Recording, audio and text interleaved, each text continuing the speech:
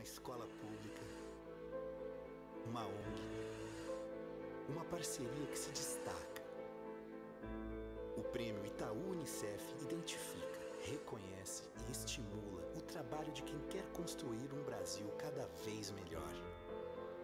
Gente que enxerga na educação integral o caminho que transforma um pequeno ponto de luz numa contagiante explosão luminosa. Para que cada brasileiro tenha resguardado o direito de se desenvolver de maneira plena. Para criar uma enorme constelação de cidadãos críticos, atuantes e transformadores. Há 20 anos, o Prêmio Itaú Unicef ilumina essas parcerias, valorizando ações de educação integral. Acreditamos no direito de aprender. Acreditamos nos muitos lugares para aprender. Acreditamos na aprendizagem que transforma. Acreditamos na força da parceria ONG e Escola para a garantia da educação integral de crianças, adolescentes e jovens.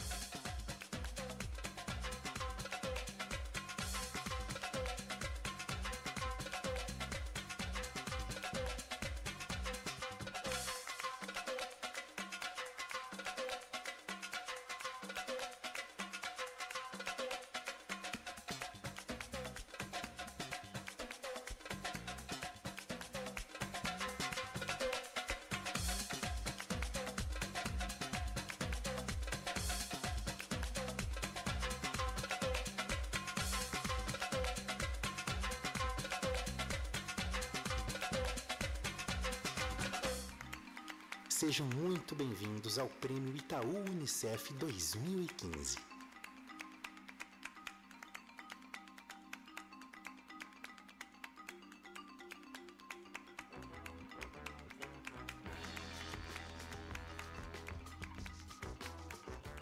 Olá, amigos e amigas. Que bom ter vocês aqui. É um prazer enorme participar desse evento tão importante. Um evento que valoriza a ação parceira de ONGs e escolas públicas pela educação integral de crianças e adolescentes do nosso Brasil.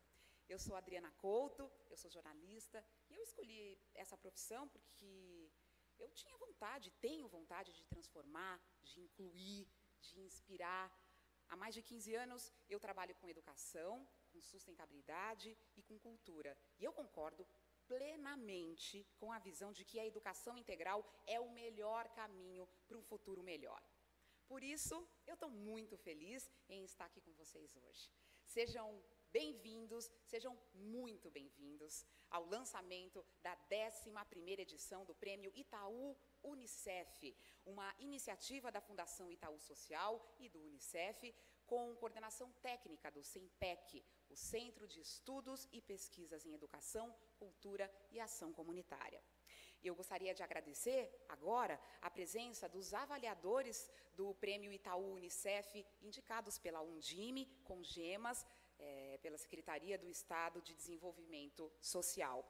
E também agradecer a participação do senhor Hélio Benetti, presidente da Associação da Frente Paulista de Dirigentes Públicos Municipais, ainda do senhor Adolfo Aparecido Teixeira, vereador da Ilha Cumprida, em São Paulo, e do senhor Eduardo Carlos Felipe, secretário municipal de Esportes de Poá, São Paulo. Pois bem, gente, nos últimos 20 anos, o Prêmio Itaú Unicef tem reconhecido quem se dedica à educação integral de crianças, adolescentes e jovens. Até hoje, foram realizadas 10 edições, homenageando os projetos que mais se destacam em todo o país. E este ano, na 11ª edição do prêmio, nós temos muitas novidades. Uma das principais é que, a partir de agora, as escolas públicas que desenvolvem os projetos com as ONGs receberão também o seu justo reconhecimento. Assim, o prêmio Itaú Unicef passa a dar visibilidade a todos os agentes de transformação pela educação que fazem parte desta grande rede de ações em parceria, com foco na aprendizagem, inclusão social e redução da desigualdade. Premiar a parceria, isso é muito bom. É da parceria cantada em verso e prosa, encenada com emoção e alegria, que vamos falar nos próximos meses, até a premiação final em novembro. Então, a gente propõe, neste lançamento da 11ª edição do prêmio, que a alegria, que a interação de vocês façam parte do espetáculo. Afinal de contas, este é o seu momento. O momento dos sonhadores e realizadores que iluminam a educação integral no Brasil. Então, eu acho justo a gente pedir uma salva de palmas para a gente, né? Vamos lá? Muito bom.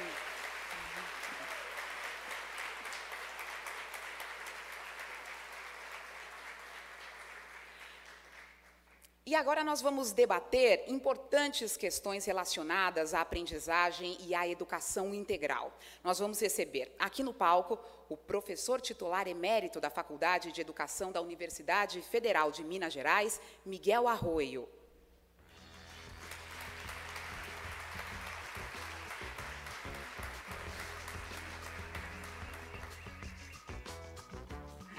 A presidente da Undime, Cleusa Repulho.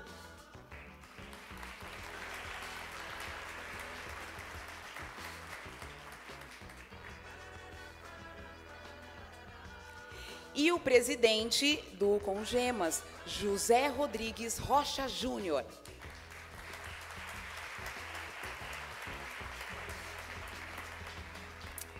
Para mediar o debate, vamos receber a gerente de desenvolvimento institucional do Canal Futura, Mônica Pinto.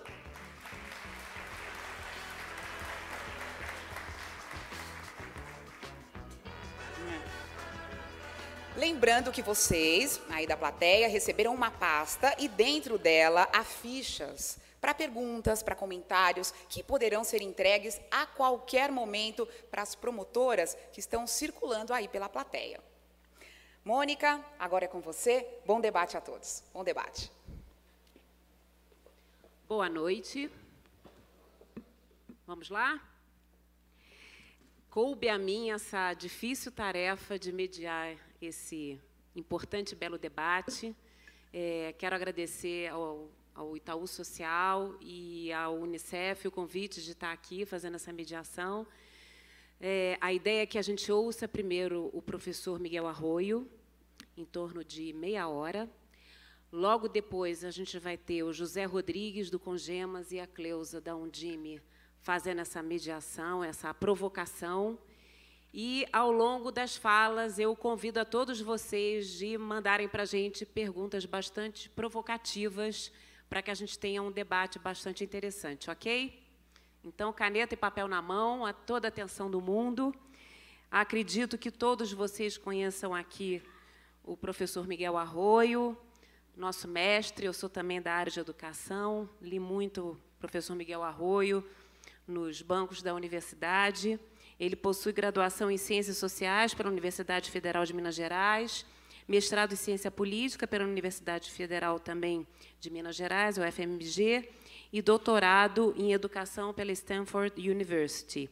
Ele é professor titular emérito da Faculdade de Educação da UFMG, foi secretário adjunto de Educação da Prefeitura Municipal de Belo Horizonte, coordenando e elaborando a implementação da proposta política pedagógica Escola Plural. Acompanha propostas educativas em várias redes estaduais e municipais no país atualmente. Tem experiência na área de educação, com ênfase na política educacional, na administração de sistemas educacionais, atuando principalmente nos temas de educação em geral, cultura escolar, gestão escolar, educação básica e currículo. Então, professor Miguel Arroio, agora é com o senhor. Boa noite para todos nós.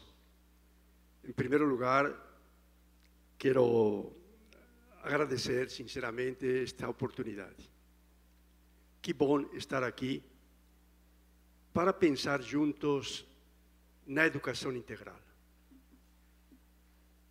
E pensar não como algo que vamos realizar, mas como algo que está já acontecendo. Dos pontos que me chamou a atenção e pelo qual eu aceitei logo vir para cá é por causa de que há uma crença, há uma condição de que tanto as ONGs ou a sociedade civil está viva, tem projetos, quanto às escolas. Aqui está a presidente da Undime, né? Há muita vida nas escolas. Quando eu fui secretário de Educação em Belo Horizonte, lançamos um projeto um pouco parecido, era a escola plural. Plural no sentido de integral. Mas por que educação integral, escola plural? Porque quando a gente ia para as escolas, percebia que havia muitos projetos nas escolas. Eu falava muito que mineiro guarda o melhor na sua gaveta. E quando você chegava numa escola e perguntava, tudo bom? Ninguém contava.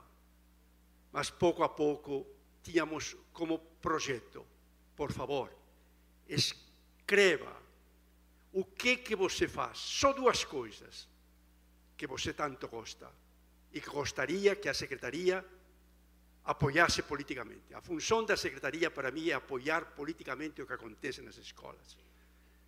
Não é ela dizer o que tem que acontecer, mas apoiar e reconhecer o que já acontece. E uma das coisas que mais me impressionou é ver a quantidade de projetos ricos que aconteciam nas escolas, sobretudo nas escolas das redes municipais, que, como vocês sabem, são as escolas, principalmente das vilas, dos conglomerados, distantes, dos pobres, dos negros. Então, este ponto, para mim, foi extremamente educativo. A vida nas escolas. Quem são os sujeitos dessa vida? São os professores, as professoras. Hoje, quase 90% de quem trabalha na educação fundamental, infantil, são mulheres. A feminização do magistério. Isto é uma riqueza, mas ao mesmo tempo é uma questão, por que será? Dentro do racismo e sexismo que existe em nosso padrão de trabalho, já sabemos por que isso acontece.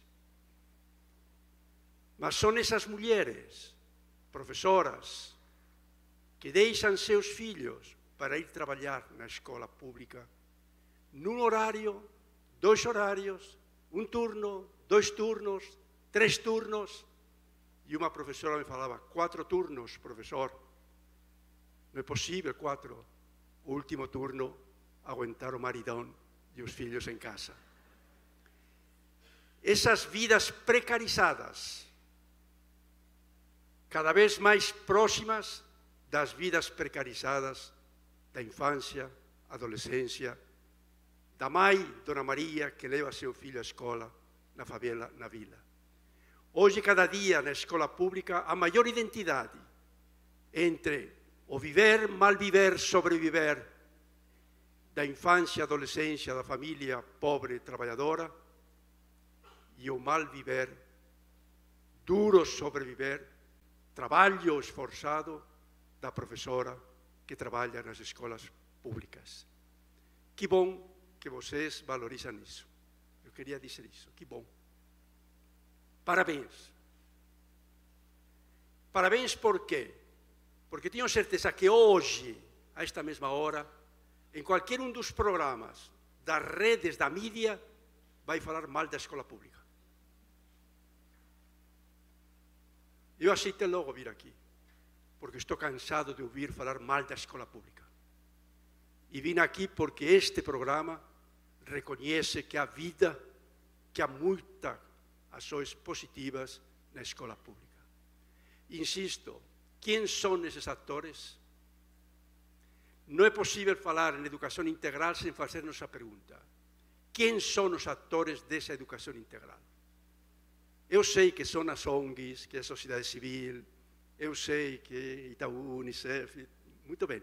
Mas eu queria dizer a vocês, por favor, os verdadeiros atores não somos nós.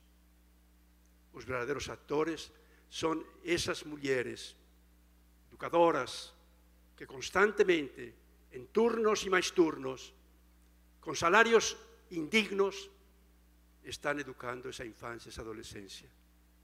Mas queria destacar também que esses atores são as próprias infâncias e adolescências. A infância e a adolescência não é apenas educanda, ela é educadora da própria escola. Eu tenho ouvido ultimamente uma coisa que me chama muita atenção. Arroyo, eu não posso ser mais o mesmo educador que eu era, o mesmo professor de matemática, de história, de geografia. Mas por quê? Porque as infâncias são outras. Os adolescentes são outros. E outros, não no sentido negativo, de que chegam lá sem valores, sem disciplina, sem hábitos de trabalho. Não, não, não, não. Há uma reinvenção da docência a partir de um novo olhar sobre os educandos. Isto me parece muito importante. Vocês sabem que pesa um olhar muito negativo, que vem de longe em nossa história, sobre o trabalhador pobre, a mulher trabalhadora da favela, da vila, a infância, a adolescência. O que mais me chama a atenção nas escolas, e isto deveria ser um ponto fundamental, é que hoje quem está reeducando as identidades docentes para serem outras são os próprios educandos que são outros. Mas já digo, não outros pelo negativo, outros pelo positivo. Quantas vezes escuto dos professores: eu às vezes chego desanimado, ganho pouco, trabalho demais, mas é que eles chegam da escola para o trabalho, do trabalho para a escola. Vai sair um livro agora, que eu estou já coordenando, já está na editora Vozes, Infância-Trabalho. Milhões de crianças e adolescentes que vêm da escola para o trabalho e do trabalho para a escola. A Unicef tem sido uma das que mais nos tem chamado a atenção sobre isso, não é verdade? Lugar de trabalho da infância na escola. Toda criança na escola. Mas acontece que quando a condição da família é tão pobre, está na sobrevivência, a infância tem que colaborar para um digno ou menos indigno viver e sobreviver da própria infância e da família. Então, como encarar esta realidade? Eu lembro de uma professora que me falava: quando eu sei que em minha sala de aula mais de 40% saem daqui para trabalhar, para sobreviver, eu me queixo do mal que sou remunerada no meu trabalho.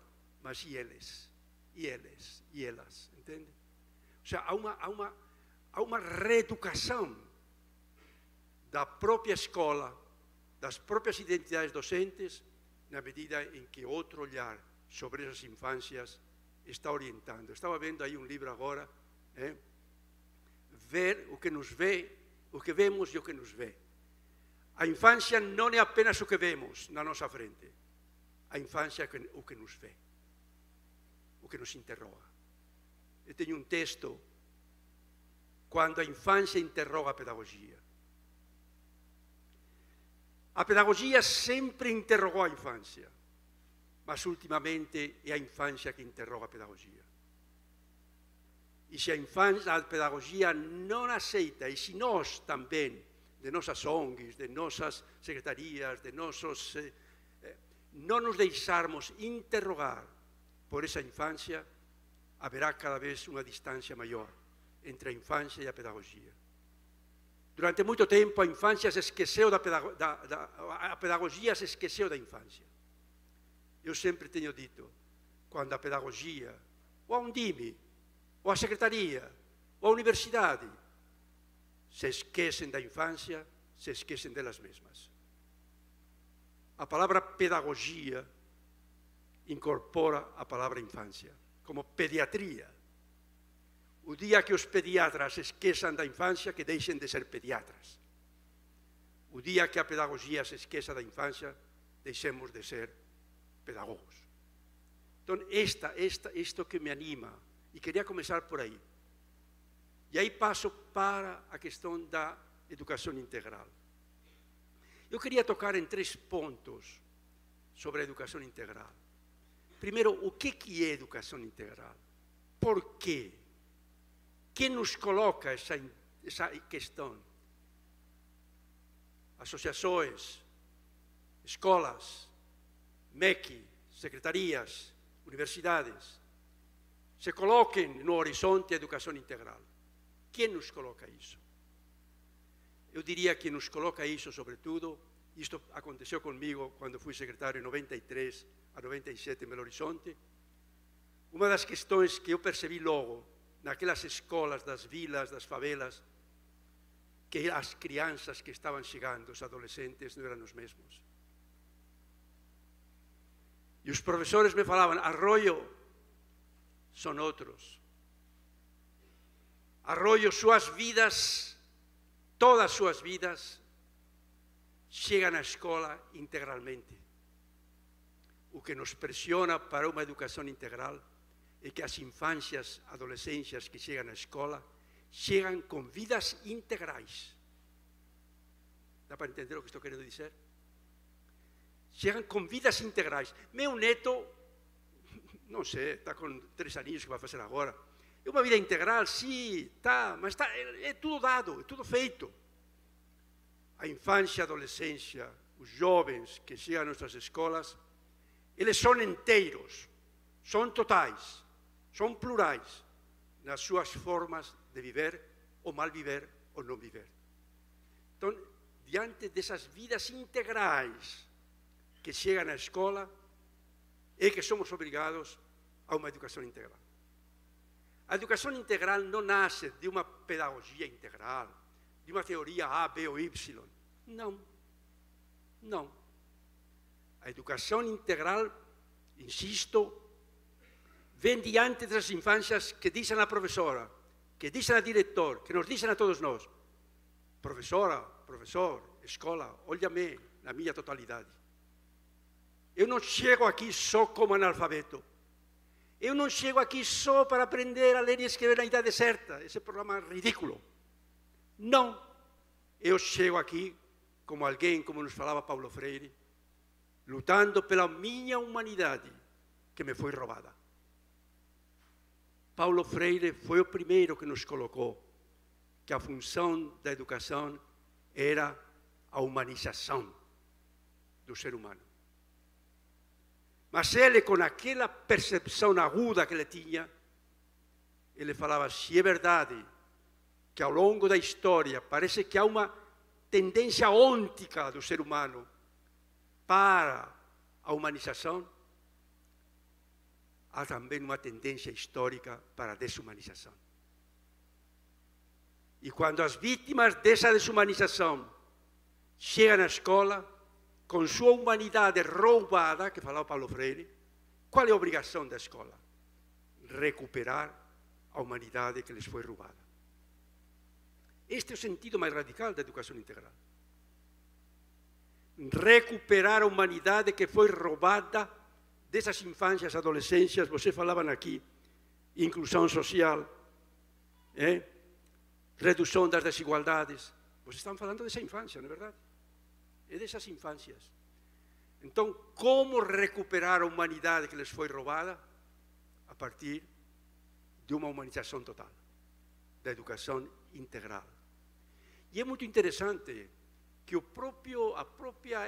própria Constituição, ela já fala que a educação tem como finalidade a garantia do pleno desenvolvimento humano. E a LDB, no artigo 2º, ela volta a retomar isso.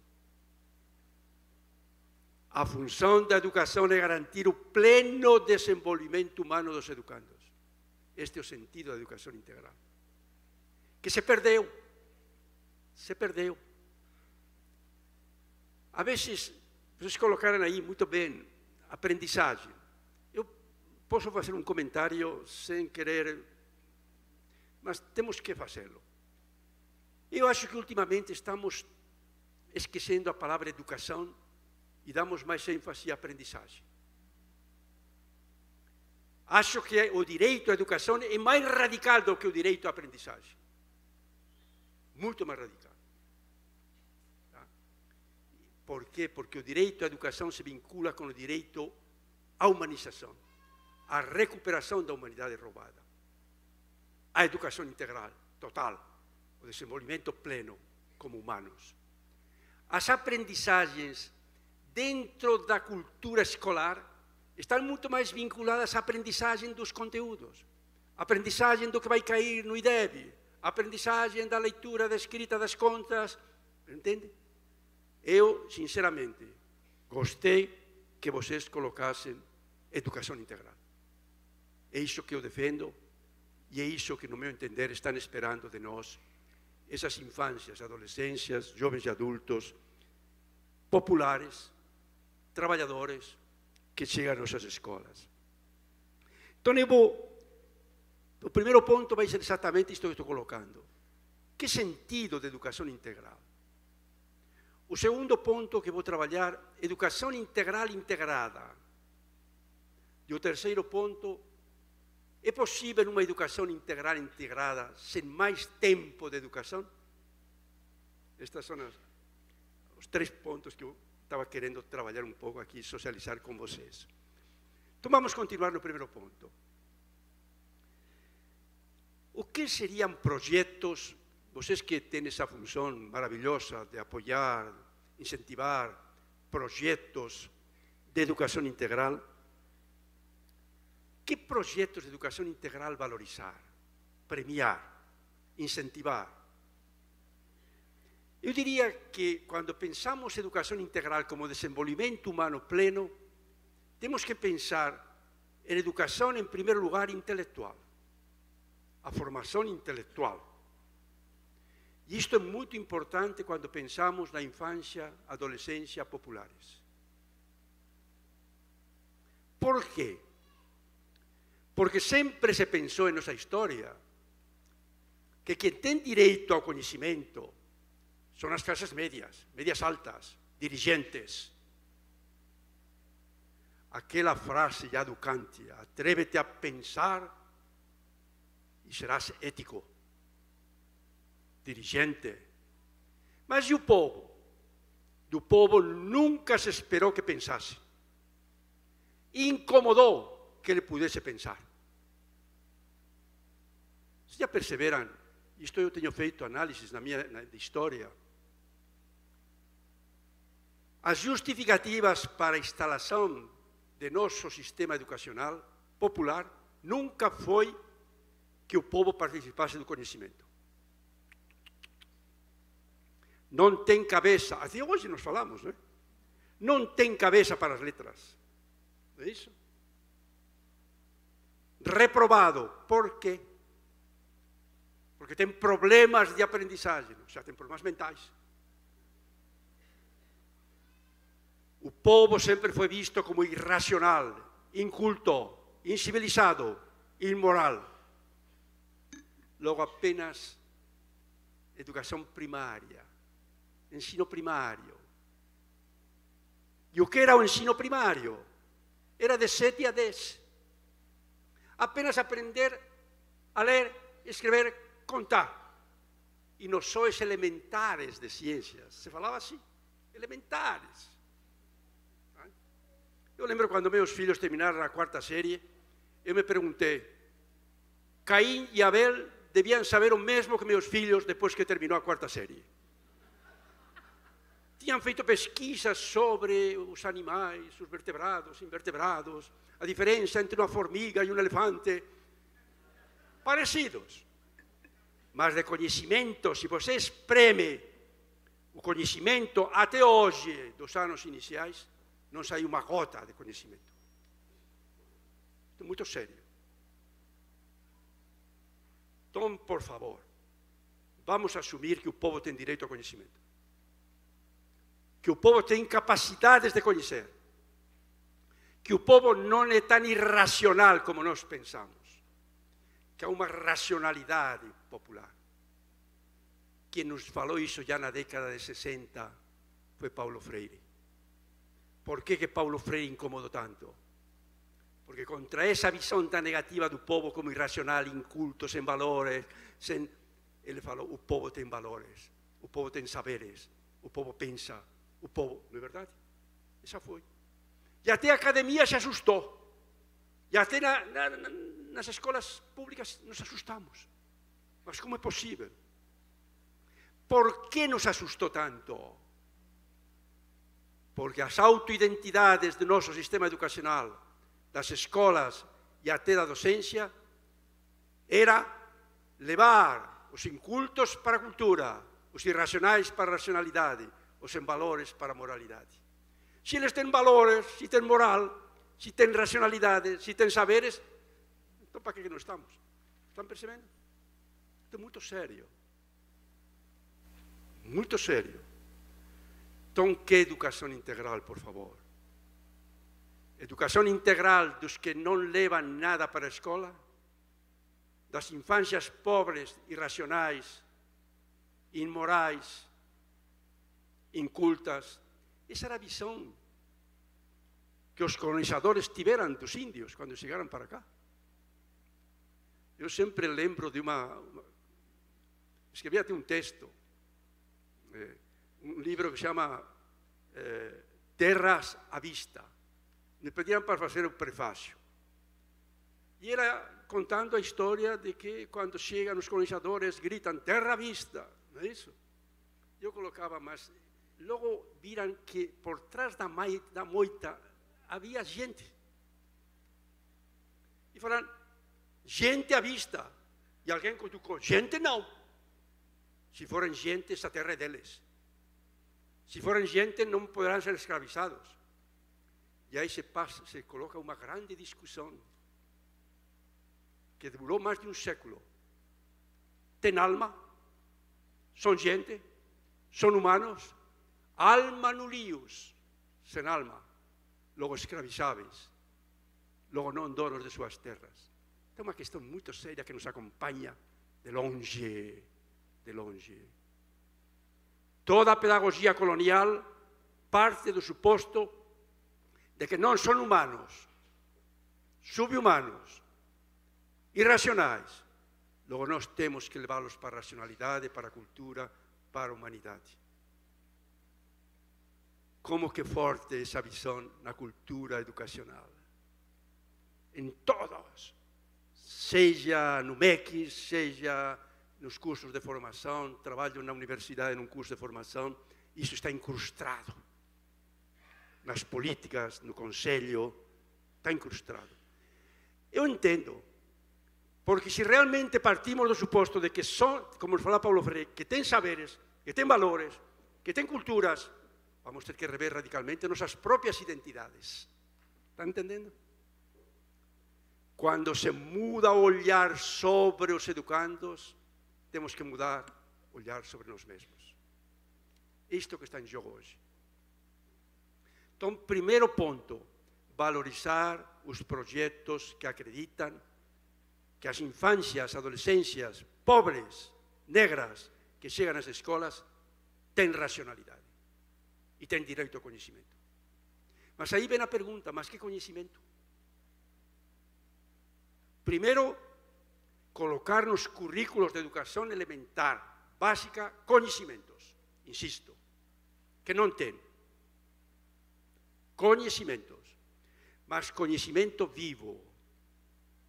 Vivo. Eu sempre falo uma coisa, quando vamos ao supermercado, comprar uma lata de sardinhas, olhamos a data de validade, não é assim? E cuidado, porque se passou de validade, se prepare. Tá? Por que nossos alunos não escutam o que nós falamos? porque cheira a mofo. Outro dia minha filha me falou, ô pai, o que o Lucas está estudando no primeiro ano científico e foi reprovado, o neto do Arroyo foi reprovado. É lógico, tem este discurso, tinha que ser reprovado. Tá? Ela me fala, mas pai, ele estuda a mesma coisa que eu estudei faz 30 e tantos anos. E a mesma coisa que eu estudei faz 60. Há muito conhecimento morto em nossos currículos. E há esse faro que tem nossa infância e adolescência, que é muito mais viva do que nós, percebe que aquilo cheira a mofo. Por favor, vamos limpar os currículos de conhecimentos mortos.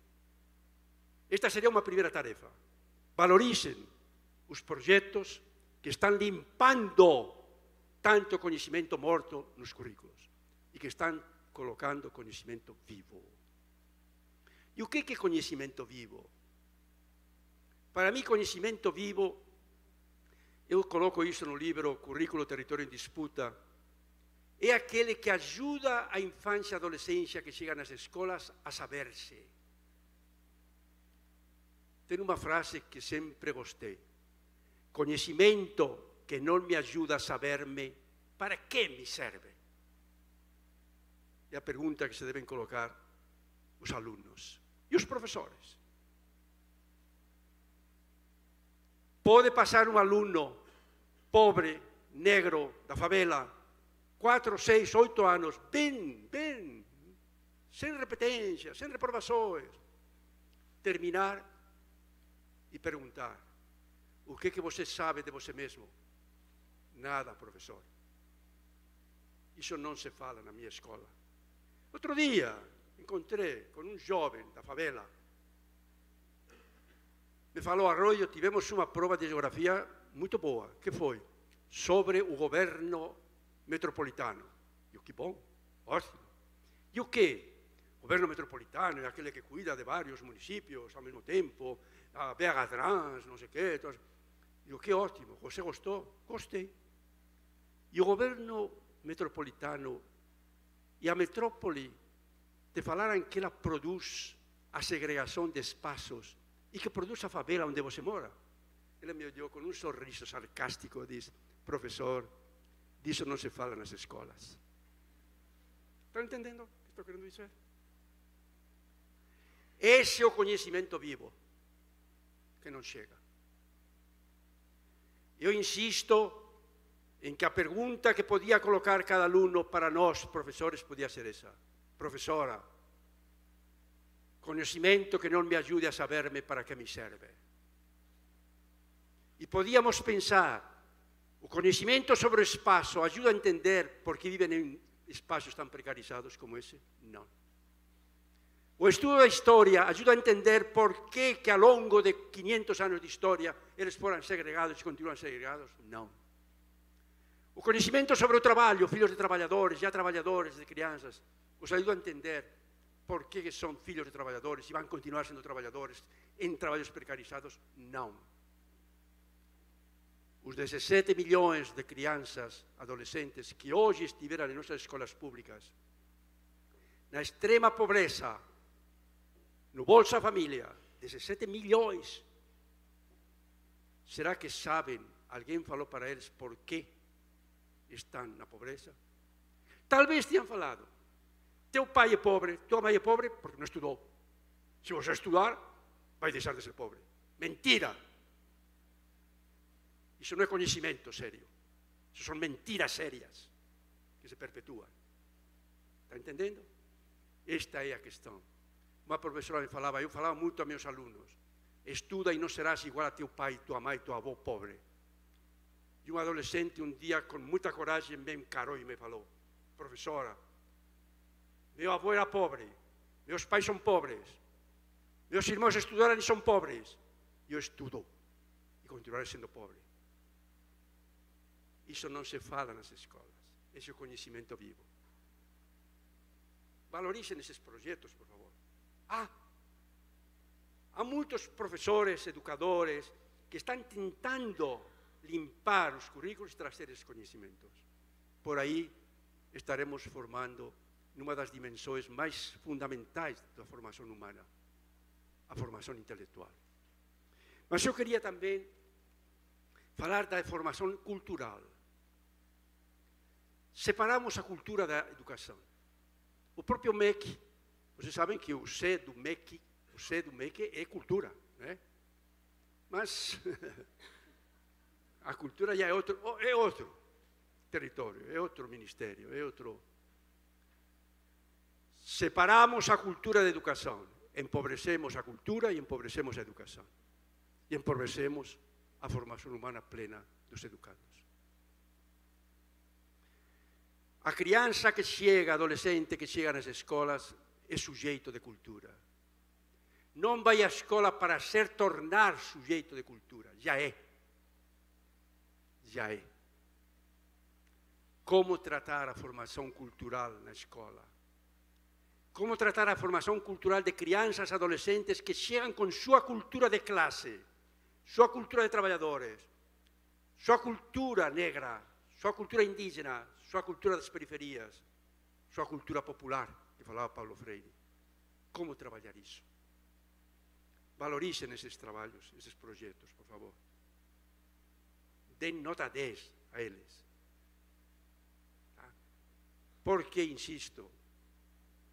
Porque a cultura na escola se reduziu à celebração das datas. Data da bandeira, data da árvore, data do índio. E aquele dia eu era obrigado a vestir meus branquelos de índios. Está entendendo? Está entendendo? É uma falsa visão do povo indígena, um desrespeito à nossa história. Mas é essa a cultura. E ainda falamos, não, porque a cultura brasileira tem muitos elementos da cultura indígena, tem vatapá, tem cacacá, tem cococó, por favor. E hoje se fala muito de multiculturalismo. Que linda palavra, multi. É possível um diálogo de culturas diante de tantos culturicídios em nossa história. E hoje, não. O que temos que colocar não é multiculturalismo, mas que essas crianças e adolescentes saibam que suas culturas foram extirpadas e que até hoje são inferiorizadas. É por aí que a escola avança. Então, se vocês têm projetos multiculturais, cuidado, por favor. Cuidado, a impressão. Não, isto é uma salada. Todos somos iguais.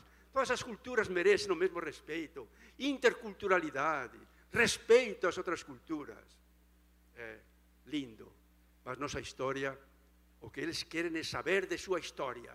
Saber da história de tantos culturicídios que acabou com suas línguas, acabou com seus rituais. Ainda nas escolas se fala que os rituais negros são macumba, que coisa do demônio. E aquelas crianças talvez estiveram no sábado, no domingo, num terreiro, sendo valorizadas e descobrindo a riqueza de sua cultura afro. Então, como que fica tudo isto? Como desenvolver integralmente o ser humano sem desenvolvê-lo como sujeito de cultura? E podíamos falar a mesma coisa como sujeito estético. Que pouco trabalha a escola a estética. Que pouco trabalha. Já? Espera um pouco.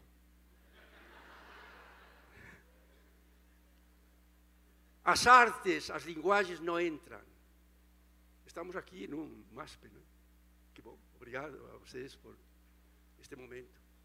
Eu, quando cheguei aí, logo fui lá para ver todos esses livros, toda essa... Uma das coisas que nós fazíamos na escola plural era levar as crianças ao teatro, levar ao cinema, levar aos centros de cultura. Vou passar à questão da ética. O ser humano é um sujeito ético. A escola não dá conta de formar a ética. Por quê? Porque considera que a infância e a adolescência que chega não tem ética, não tem valores, violentos, indisciplinados. Hoje se fala algo pior, a juventude delinquente. Eu tenho um texto, um dia, se estiver pronto, eu posso mandar. A volta da segregação social e racial. Agora, os jovens negros pobres não são apenas violentos, são delinquentes. Logo, entregues à justiça penal, ao extermínio. Saiu um relatório agora, seria bom ver, o relatório dos extermínios de cada fim de semana de adolescentes e jovens. Populares. De cada 3, 2 negros. Extermínio da juventude negra, da adolescência negra. Eu me pergunto, quando vejo essas coisas, é possível tratar com ética tudo isso? Que apelos chegam para a nossa ética docente e escolar? Como formar esses jovens adolescentes com outros valores? Não, como valorizar seus valores. Ou partimos da ideia de que eles chegam sujeitos de valores, ou cairemos no que sempre foi a educação, moralização. Por favor, não premiem projetos moralizantes da infância em risco, da infância violenta, da infância... Não, por favor. Esse ponto de partida de que a infância popular é violenta, é delinquente, e o único que a escola pode fazer é moralizá-la, isso não merece prêmio, merece castigo. Tá? Estas são coisas sérias que estou dizendo, porque é isso que acontece. Tá? Não gosto muito da palavra infância vulnerável. Que mania temos na educação de sempre apelar para metáforas da medicina. Essa infância, me chamam muitas vezes, Arroyo, temos uma semana aqui sobre a violência nas escolas. Você não quer falar? Não. Só se for para falar de que as escolas estão chegando aos violentados pela sociedade. Aí sim. Não é a infância que é violenta. Ela reage, porque não aguenta mais ser violentada. Nem na sociedade e até nem nas escolas.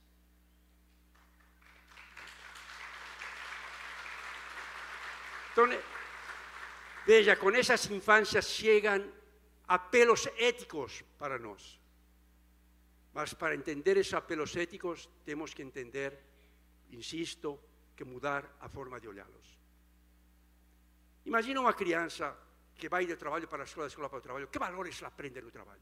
Nos fazemos a pergunta. Esses 17 milhões na extrema pobreza, que aprendem da mãe que luta para que eles sobrevivam? Uma coisa queria advertir. Me doe profundamente como que a escola e nós educadores vemos Dona Maria, mãe dessas crianças que chegam à nossa escola. Se fala muito mal. 90% são mulheres falando mal da mulher mãe dessas crianças. É uma vergonha. Eu não aceito isso. Porque minha mãe, trabalhadora no campo, fazia tudo para me educar. E o que eu tenho, os valores que eu tenho são dela. Os valores que o povo tem, vêm sobretudo da mãe. A mãe que é a grande educadora. Antes do que a professora. Mas se não reconhecemos a mãe como educadora, não seremos capazes de ser educadoras e educadoras dessas infâncias.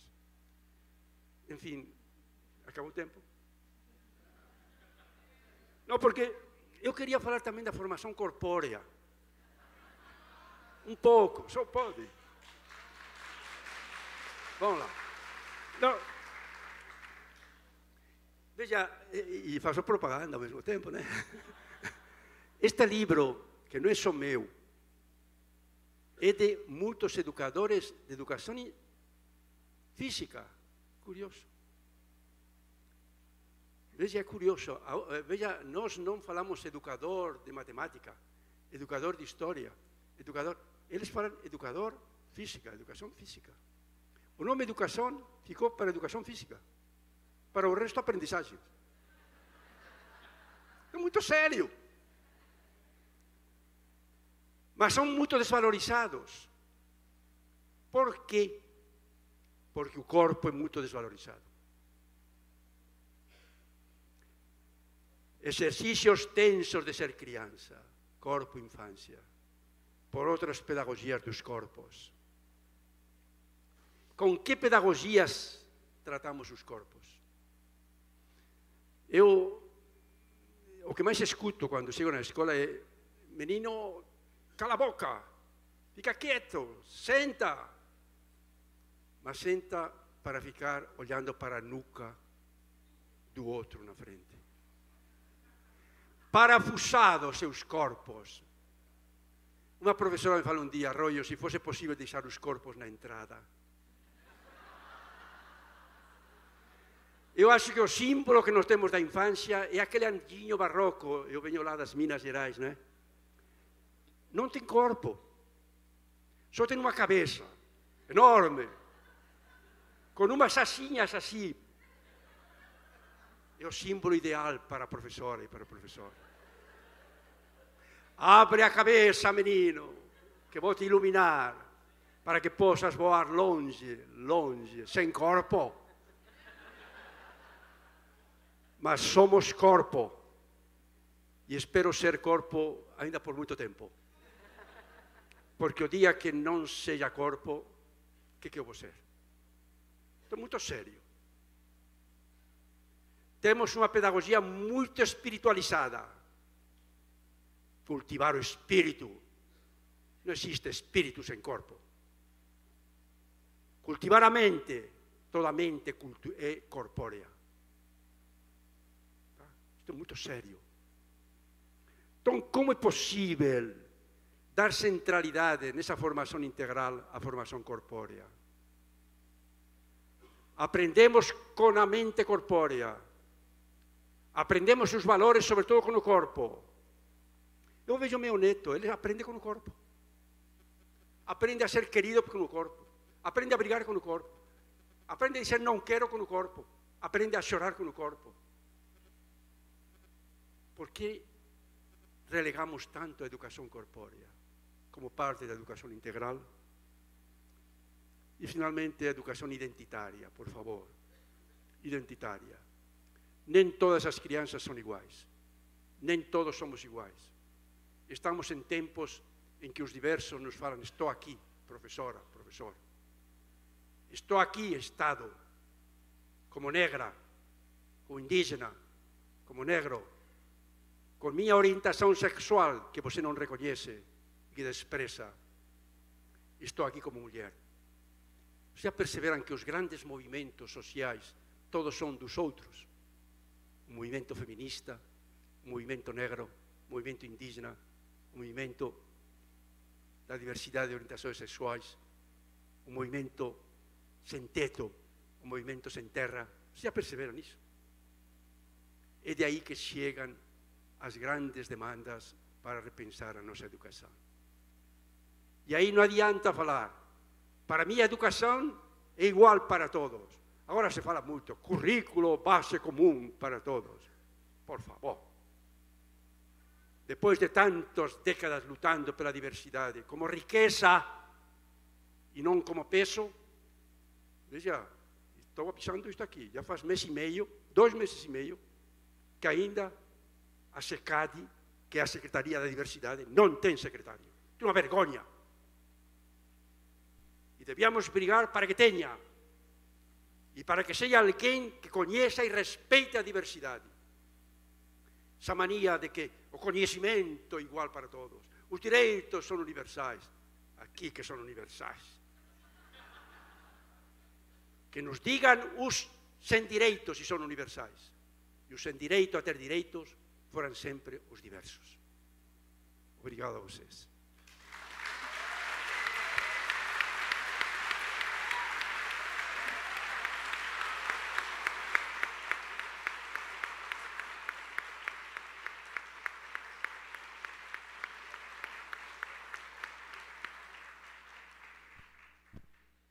Acho que a gente poderia ficar mais 2 horas aqui ouvindo o professor Miguel Arroio. Temos agora 20 minutinhos para a gente poder conversar um pouco sobre as coisas que ele trouxe aqui. Então, eu queria fazer um apelo ao José Rodrigues e à Cleusa, que cada um fale 5 minutos, para a gente poder explorar um pouquinho as perguntas que chegaram até a gente, que são questões bastante interessantes, a partir das provocações do professor Arroio. O José... Não é? Muitas. Muitas. Então, o José Rodrigues é presidente do Congemas e a Cleusa é presidente da Undime e secretária de Educação de São Bernardo. Então, primeiro as damas, pode ser, Cleusa? Acho que, bom, em primeiro lugar, boa noite. Eu queria agradecer a oportunidade de estar aqui, né, em nome dos secretários municipais de educação, mas, sobretudo, em nome dos professores, né? A minha origem é a sala de aula, e acho que é um privilégio poder ser gestora, né, e poder, com uma caneta, resolver e colaborar para aquilo que o professor Miguel coloca, que é o espaço e o respeito à diversidade. E se tem alguém que tem trazido essa diversidade para a escola, é o tempo integral, é a escola integral. Eu vejo a diferença em todas as redes, e por conta da Undime eu tenho a oportunidade de andar no Brasil inteiro. A abertura das escolas para o período integral, a abertura das escolas para as ONGs e, principalmente, para a sociedade civil, para um espaço que é sempre tão fechado. Basta olhar como é que uma diretora chama a sua escola, minha escola, os meus professores, os meus alunos. Eu tenho um depoimento de um diretor de uma escola nossa, lá em São Bernardo, que ele dizia que, quando as crianças colocavam o aventalzinho do período integral, ele entendia que eles deixavam de ser responsabilidade dele. E que, passado 2 anos do programa, ele vê a diferença, agora 4, ele via agora a diferença da responsabilidade por essa diversidade.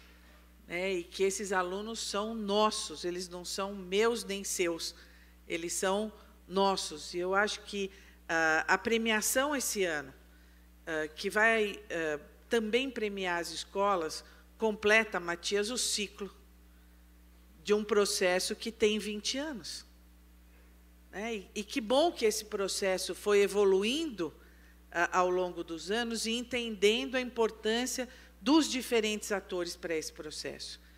Então, eu estou muito feliz, Miguel, da gente poder olhar instituições como a Fundação Itaú, como o SEMPEC, como os parceiros, E ontem, parece que você estava lá na sala junto comigo e com a Mônica, nós conversamos com mais de 30, quase 30 jornalistas, e eu só pedi uma coisa para eles.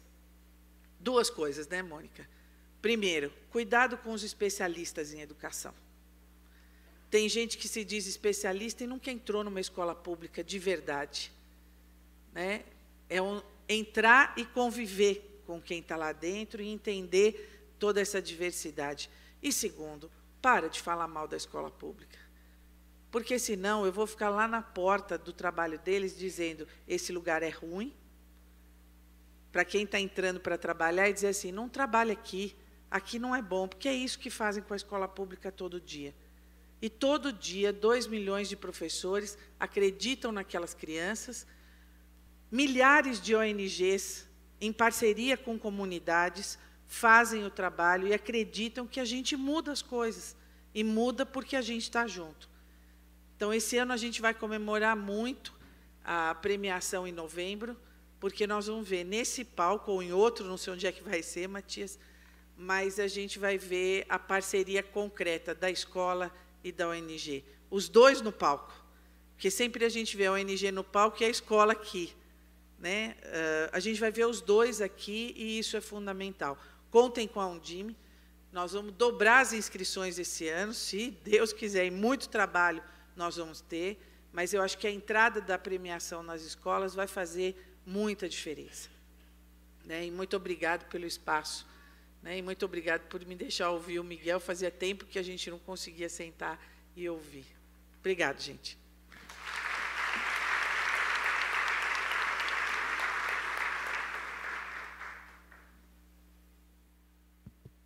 Boa noite, senhoras e senhores. Quero agradecer pela oportunidade de estarmos essa noite aqui. Dizer que fico muito feliz pelo professor Miguel Arruda ter usado meu tempo. Com certeza, todos nós aprendemos muito mais, né? Dizer que é uma satisfação para o Colegiado Nacional dos Gestores Municipais de Assistência Social do Brasil estar aqui com vocês, construindo um novo momento para que nós possamos avançar na qualidade da educação que nós prestamos para as nossas crianças e adolescentes no Brasil. Este ano nós comemoramos 10 anos de um sistema único de assistência social construído neste país e pudemos, neste período, uniformizar a execução de nossas tarefas, muito espelhados nas experiências exitosas e nos fracassos das políticas que nos antecederam, de educação e de saúde. Construímos estruturas que hoje se replicam nos 5.570 municípios brasileiros. Somos profissionais, gestores, trabalhadores, conselheiros, lutando para que nós possamos melhorar a qualidade de vida de nossas famílias. E fiquei muito feliz com as manifestações do professor Miguel. Os nossos pensamentos se assemelham muito e a gente acredita que as iniciativas feitas, como a parceria da Fundação Itaú com a Unicef, que tem provocado o poder público para poder avançar na execução de suas tarefas, que tem motivado as instituições não governamentais para que sejam parceiros e auxiliem nessa árdua missão da melhoria de qualidade de vida de nossa população, está de parabéns e nós queremos elogiar, em nome dos gestores municipais de assistência social, a Fundação Itaú. Quero dizer da importância da sociedade civil para a assistência social. As nossas atividades estão para além dos nossos espaços públicos, dos nossos centros de referência de assistência social, dos nossos centros de referência especializados de assistência social, das nossas unidades de abrigo, de albergues, né, enfim, de todas as nossas prestações de serviço de convivência e fortalecimento de vínculo, e as instituições não governamentais, as ONGs, têm sido grandes aliadas para que nós possamos, de fato, chegar na população em situação de pobreza, na situação de vulnerabilidade e risco social. Se não fossem as instituições não governamentais, certamente nós não conseguiríamos ter a abrangência que conseguimos ter hoje, né, neste território diverso, complexo, com uma série de fatores históricos que nos preocupam ainda hoje e que trazem consequências para os nossos relacionamentos sociais. E tenho certeza que o avanço aqui, dito pela nossa presidente da Undime, da premiação para as escolas, certamente vai fazer com que o envolvimento seja muito maior, né, dos nossos educadores, dos nossos diretores, e premiando, de fato, profissionais e pessoas que se dedicam para que a gente possa avançar enquanto sociedade. Dizer da nossa preocupação também com a tramitação do marco regulatório da sociedade civil. Nós estamos em um momento em que o Congresso Nacional discute as nossas relações de poder público com as instituições não governamentais, traz uma série de inovações e preocupações para nós. Dizer que essa legislação teve a sua vigência adiada. Depois disso, ela voltou ao Congresso e sofreu 47 emendas, e o Senado Federal aprovou o texto original, ignorando as manifestações e as emendas que foram feitas por articulações da educação, da saúde e da assistência social brasileira. Nós não podemos deixar esse processo continuar avançando nessa direção, ignorando as manifestações que nós temos feito, para tratar de maneira diferente os diferentes. Para nós, do Colegiado Nacional, que ainda somos vistos pela legislação brasileira como instituição não governamental, formado por gestores municipais, secretários, agentes políticos, somos ONG para a legislação brasileira. E pela legislação que está sendo aprovada no Congresso Nacional, continuaremos ONG. E teremos muita dificuldade no exercício das nossas atividades. Então, nós temos dialogado com o Ministério do Desenvolvimento Social e Combate à Fome e estamos nos articulando enquanto gestores públicos, agentes políticos, que ajudamos a eleger os nossos deputados federais e senadores, para que essas modificações e alterações, de fato, se concretizem nessa legislação, que ainda não teve fim a tramitação no Congresso Nacional. E certamente esse é um assunto que nos une, né, a educação e a assistência social. E precisamos dessa gestão de maneira conjunta, para que nós possamos avançar enquanto sociedade brasileira e não ter um retrocesso na aprovação de uma legislação que vai acabar prejudicando as relações das instituições não governamentais com o poder público, é o que nós temos buscado premiar com iniciativas como essa da Fundação Itaú. Dizer que a nossa felicidade da identidade da educação com a assistência social é o número de mulheres, professor, porque a maioria esmagadora de trabalhadores, de gestores, de profissionais, de conselheiros, são mulheres, tanto em uma política quanto em outra, né? Esse sentimento de cuidado, de carinho, de atenção, de preocupação, de afeto, de fazer com que, de fato, a gente consiga ter transformações sociais, bate muito mais forte no coração das mulheres, pela sensibilidade que possuem, do que de nós, homens. Dizer que a nossa avaliação, assim como a do senhor, é de que o ser humano é uno, e quando ele vai para dentro da sala de aula, ele leva no seu subconsciente a violência doméstica que ele presenciou em casa antes de ir para a escola. Ele leva as frustrações pela ausência de ter conseguido adquirir este ou aquele bem, porque a capacidade de aquisição da família não lhe dá esta condição. Leva a obrigação de ser colocado no trabalho infantil e chegar exausto, porque o trabalho que ele fez foi na feira, antes de chegar na escola. Ele chega com tudo isso, e com muito mais. Passando pelo traficante que estava na frente da casa dele oferecendo a droga, tentando cooptá-lo para que ele se torne avião do tráfico. Tudo isso vai junto para dentro da sala de aula. Todas essas experiências, esses preconceitos, né, essas relações sociais, são indissociáveis. E nós construímos uma administração pública de caixinha. Uma caixinha para a educação, uma caixinha para a assistência, uma caixinha para a saúde, como se nós fôssemos feitos em pedaços, e não seres humanos unos, únicos, indivisíveis, que demandam serviços públicos, que por muitas vezes têm que ficar em filas quilométricas, de maneira reiterada, para poder conseguir ver tentativa de alcance de um direito seu, como a matrícula de um filho na creche. Acreditamos nas somas de esforços para que a gente possa enfrentar essas desigualdades sociais. Acreditamos na necessidade de uma mudança de modelo, para que nós possamos prestar serviço para a população que a cada dia que passa compreende melhor a obrigação de nós, agentes políticos, servidores públicos, que precisamos avançar neste processo. Mas esse é um caminhar conjunto, é um caminhar que precisa ser feito de quem está na administração pública junto com quem está na vida privada, com a população que demanda a prestação desse serviço, para que nós possamos melhorar a execução de nossas tarefas, otimizar os nossos recursos e fazer com que a gente consiga ter um amanhã muito melhor. Dizer que para o Congemas é uma satisfação poder auxiliar tanto na articulação quanto na avaliação desta premiação nacional.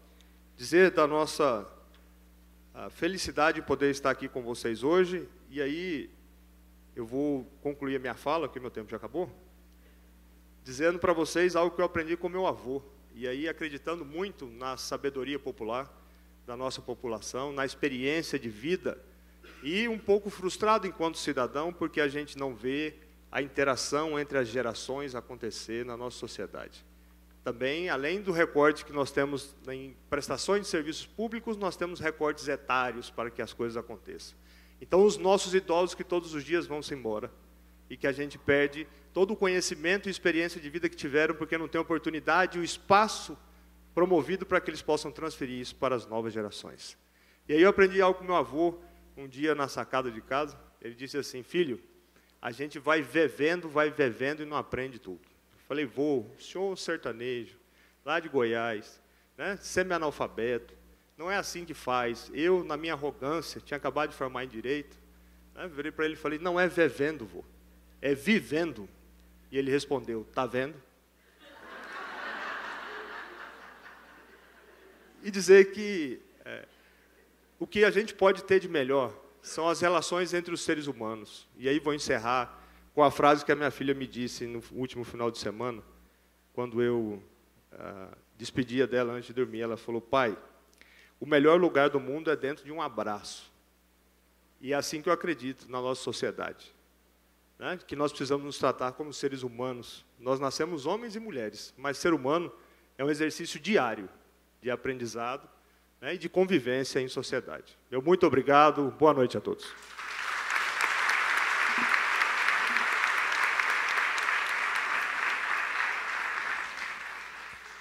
Muito bem, o tempo é o nosso algoz. A única boa notícia que eu tenho para a gente é que aquilo que a gente não conseguir responder para vocês será respondido no educacão e participacão.org.br. Peço já antecipadamente desculpas pelas perguntas que a gente não conseguiu contemplar aqui.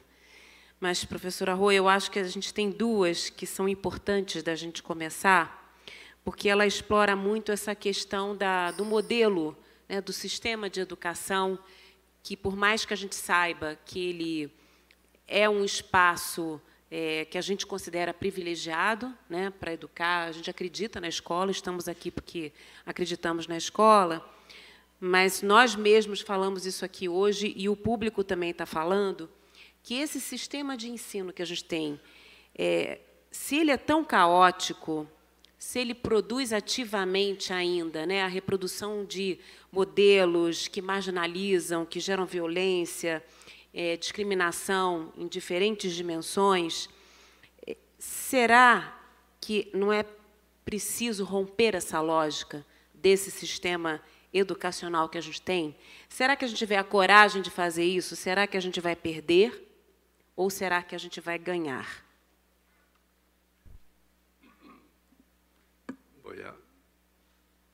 Olha, eu, quando fui secretário de Educação, e tentamos a escola plural ou a escola integral, depois passamos a chamar educação integrada, porque percebemos que a escola não dá conta de recuperar a humanidade roubada dessas infâncias, né? Eu lembro de uma reunião numa favela em que as próprias mães colocaram o seguinte: escola, nos ajude. Você a toda hora fala, vocês não educam, vocês têm que educar. Nós estamos pedindo auxílio para educar nossos filhos. Não damos conta. E aí a escola, nós olhamos um para o outro e nos colocamos. E nós damos conta. A sociedade nos joga infâncias e adolescências violentadas. E querem que nós demos conta. Não damos conta. E querem que a família dê conta. Não dá conta. Aí que surge a ideia da escola não só de educação integral, mas integrada. A infância popular, tão violentada pela própria sociedade, e o que você insistia tanto, somente poderá ser recuperada em sua humanidade pela sociedade. E pelo Estado, claro. Sem o Estado não há nada que fazer. E aí começa a ideia da escola integrada. Como integrar a escola, a família, com o que há de forças vivas na comunidade? Integrá-la com o posto de saúde, integrá-la com os médicos, enfermeiras, integrá-la com a escola de samba, integrá-la com a associação comunitária, integrá-la até com os grupos que estão na violência, que estão na droga. Ou seja, essa integração é possível. Eu digo a vocês que essa tem que ser, a meu parecer, a linha. Não de um lado, assistência, de outro lado, a cultura, de outro lado, a polícia, de outro lado, a escola de samba, de outro lado, ou todos nos unimos pela infância, ou essa infância não se salva. E a escola não vai salvá-la. Olha que eu já tenho tempos de escola. Eu não acredito que a escola é a salvação. Paulo Freire falou uma coisa muito sábia, com a sabedoria dele. A escola sozinha não salva a sociedade, não muda a sociedade, não salva a infância. Mas sem a escola, a sociedade não mudará. Esta sim. Isto que é o correto, a mi parecer. Então, esta ideia de parcerias, que vocês insistem tanto aqui, me parece... Mas que não sejam só parcerias pelo alto, me desculpem. Não. A questão que temos que pensar é como levar essa escola integrada, educação integral, integrada nas escolas, nos lugares onde a infância se reproduz, onde a infância se socializa, onde a infância é morta, onde a adolescência é aí. Eu acredito que essa é a linha disto que estamos vivendo aqui agora, não é verdade? Não é só dizer, nós, esclarecidos, bem intencionados contra as desigualdades, vamos nos unir. É pouco. A questão fundamental é como unir a própria sociedade no que é considerado como o resto da sociedade. Porque é aí que estão essas infâncias. Os quase 20 milhões de crianças pobres, miseráveis, que estão agora na escola, eles, como você falava, vivem experiências terríveis de pobreza. E sabem que sua mãe tem que sair às 5 horas da manhã para cuidar dos filhos dos outros e deixar eles com uma irmãzinha de 6, 7, 8 anos. Eles sabem disso. Então, como?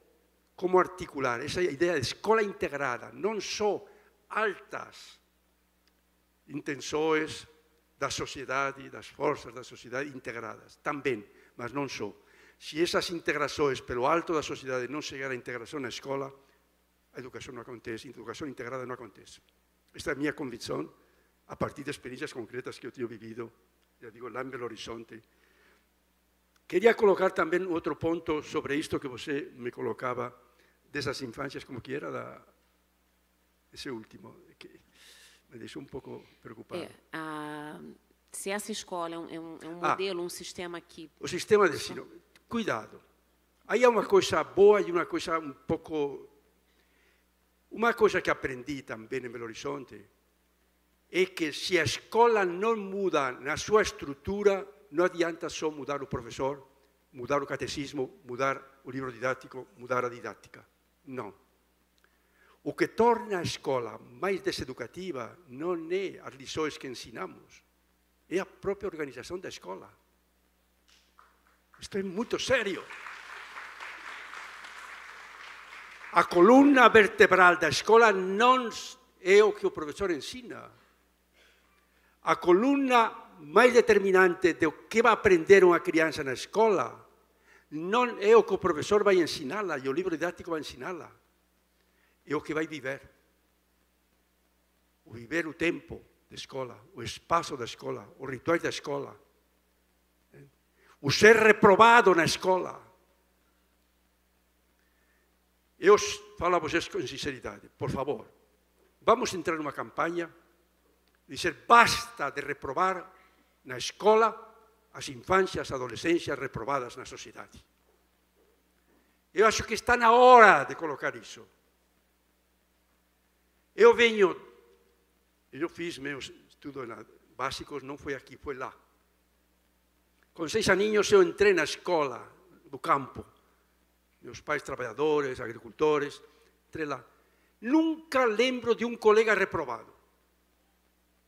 Nunca. Onde eu aprendi que existia reprovação na escola é aqui. Somos o país que mais reprova, porque somos a cultura mais segregadora. Isto é muito sério. Temos 7 milhões de adolescentes de 14 a 17 anos que passaram pela escola 8, 9, 10 anos e não terminaram, reprovados. E que significa ser reprovado? Num país como o nosso, que vincula o direito ao trabalho ao diploma escolar, significa que eles não têm direito ao trabalho. É muito sério. E se não têm direito ao trabalho, não têm direito a viver. E isto vou colocar, já que melhorar a qualidade de vida das famílias. Não sei se foi você que colocou. Desvinculamos a assistência social da escola. Cuidado. Cuidado. A assistência social nos falava que a vida é o primeiro direito. Não é verdade? Você insistiu muito nisto. Que comer é o primeiro direito. que viver, um digno viver, é o primeiro direito. A escola se esqueceu disso. A escola não se importa com a vida, se importa com que aprendam a ler e a escrever. E se não aprendem, vão embora. Eu falo muito aos professores, mas professor, você reprovou 40%. Eles não mantêm o diploma de 8ª série. Com isso, não poderão pleitear qualquer trabalho. Somos o país onde se vincula mais o direito ao trabalho com o diploma escolar. Meus irmãos, que somos 6, saíram do campo para trabalhar nas fábricas em Barcelona, em Vizcaya, em tudo isso, nunca les foi pedido porque não tinham o diploma escolar. Aqui, se não tem diploma escolar, não entra ao trabalho. O sistema escolar se presta a fazer parte da segregação de nosso padrão de trabalho racista e sexista. É muito sério. Estão percebendo? Negar um diploma é negar o direito ao trabalho, é negar o direito à vida. Eu insisto nestas questões porque me chamou a atenção o que você falou. Que bons tempos em que ainda a criança, a adolescência pobre estava por conta da assistência social. Agora está por conta da escola que não quer saber nada de se é pobre, de se é mendigo, de se trabalha, de se não trabalha. Isto é muito sério. Gente, que bom discutir estas coisas aqui entre nós, não é? Num fórum onde há essa intenção tão lúcida e tão comprometida de garantir os direitos da infância e da adolescência. Obrigado a vocês, tá?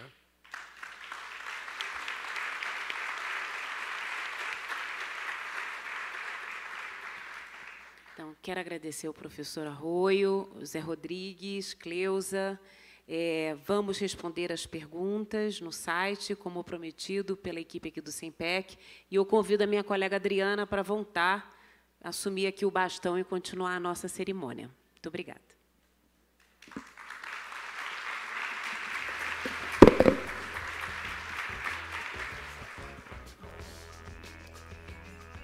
Muito obrigada a todos. Prazer ouvir o professor Arroio, não?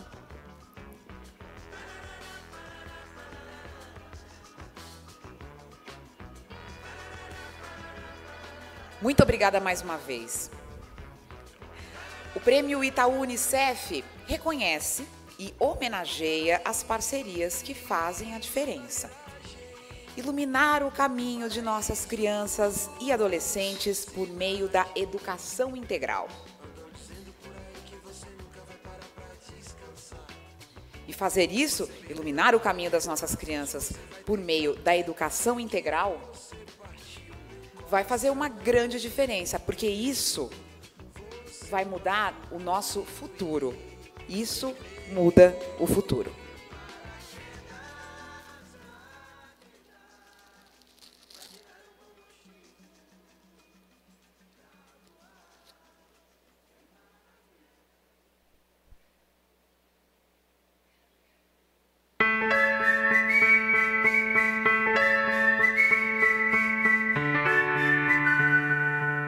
Eu transformo, tu transformas, ele transforma.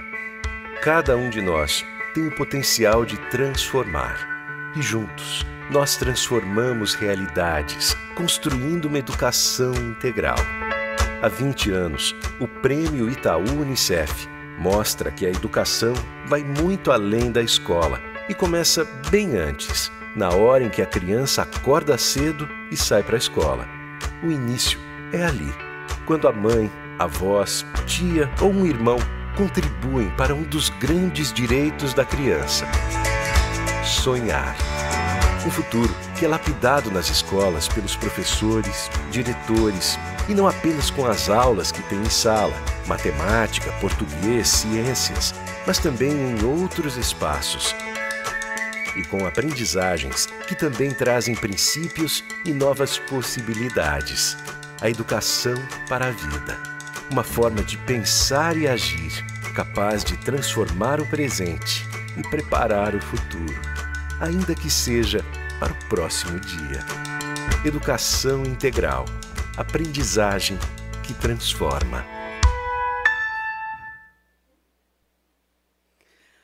bem, há 20 anos os realizadores do Prêmio Itaú Unicef estão unidos, compartilhando da mesma visão e objetivos.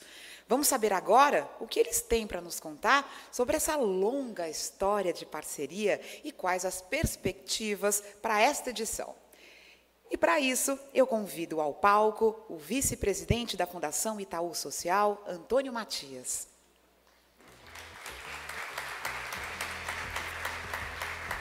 O representante do Unicef no Brasil, Gary Stahl.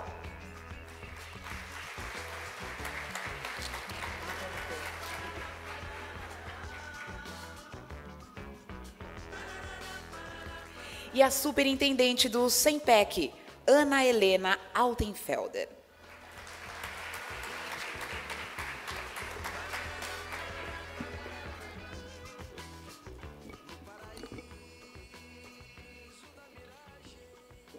Bem, boa noite a todas e a todos.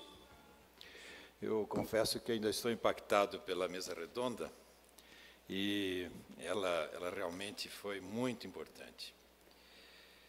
Eu quero agradecer a cada um dos presentes por estar partilhando desse momento, que é um momento muito especial. Acho que 20 anos de uma caminhada de grandes aprendizados merecem ser compartilhados com gente como vocês, que esposam a mesma causa, que é a causa da educação. E agradeço, com meus companheiros do Unicef e do SEMPEC, a presença dos nossos parceiros, da Undime, do Congemas, do Canal Futura, dos nossos apoiadores do Concede, Todos pela Educação. E pelos parceiros, em nome dos parceiros, eu quero saudar em especial a professora Cleusa Repulho, presidente da Undime, uma grande educadora que nos inspira e é uma apoiadora desde o primeiro momento desse nosso programa. É com grande satisfação que realizamos esta 11ª edição do prêmio, que bienalmente contempla lindos projetos, lindas iniciativas, e que tem contribuído para o aperfeiçoamento de ações socioeducativas em todo o país. Ficamos muito felizes por ouvir o professor Arroio e receber as suas instigantes provocações. Na realidade, ele acabou reforçando o valor dos nossos aprendizados e reforçando as nossas convicções, quanto à caminhada que nós estamos encetando e quanto àquilo que nós já vimos e aquilo que nós ainda vamos ver. O Prêmio Itaú Unicef, de fato, é uma iniciativa que visa ampliar e qualificar a oferta da educação integral às crianças e jovens brasileiros, respeitando a diversidade e ampliando oportunidades. É isso que ele é. Essa educação integral pressupõe uma compreensão da importância da formação humana na sua totalidade.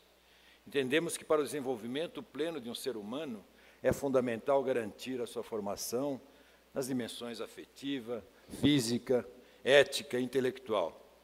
E, professor Miguel, também na corpórea e na sua identitária, que eu gostei muito de ver, porque nos remete à identidade de cada um, a afirmação da sua identidade e seus direitos. E o seu corpo. Grande parte dos projetos que nós premiamos nas primeiras etapas do Prêmio Itaú Unicef dizem respeito a atividades esportivas, culturais, onde as pessoas podiam manifestar essa identidade e podiam educar o seu corpo, que é uma coisa muito importante. Este é um direito que deve ser assegurado a todas as crianças e jovens brasileiros. Não podemos admitir que eles não tenham oportunidade de se desenvolverem todo o seu potencial.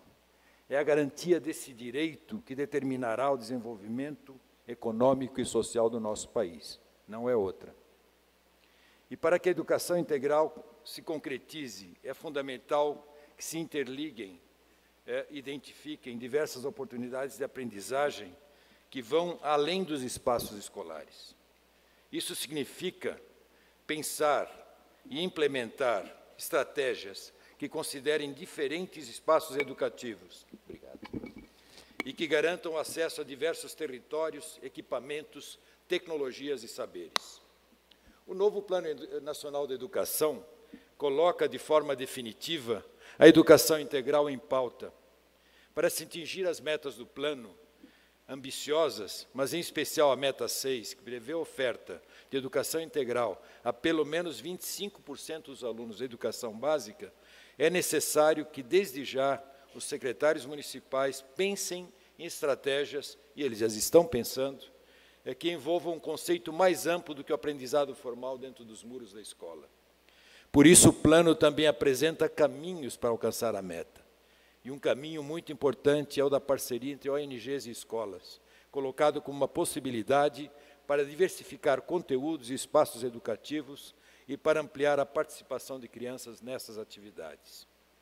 Quando, em 1995, desenhamos e iniciamos atividades do prêmio, as atividades envolvidas pelas organizações não governamentais eram identificadas como ações complementares à escola e vistas como ações secundárias, menos importantes que as atividades escolares.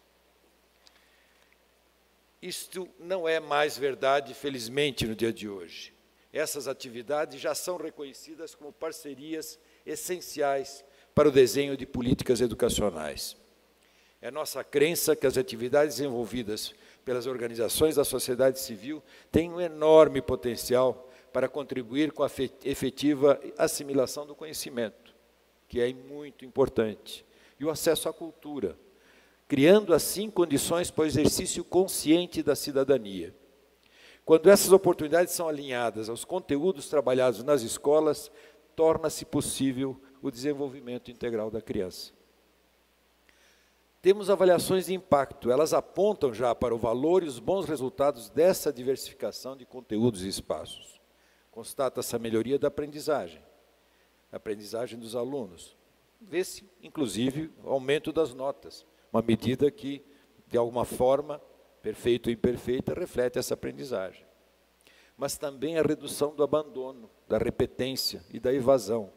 E, principalmente, a diminuição da desigualdade e do aproveitamento dentro da escola, que é uma coisa muito complicada.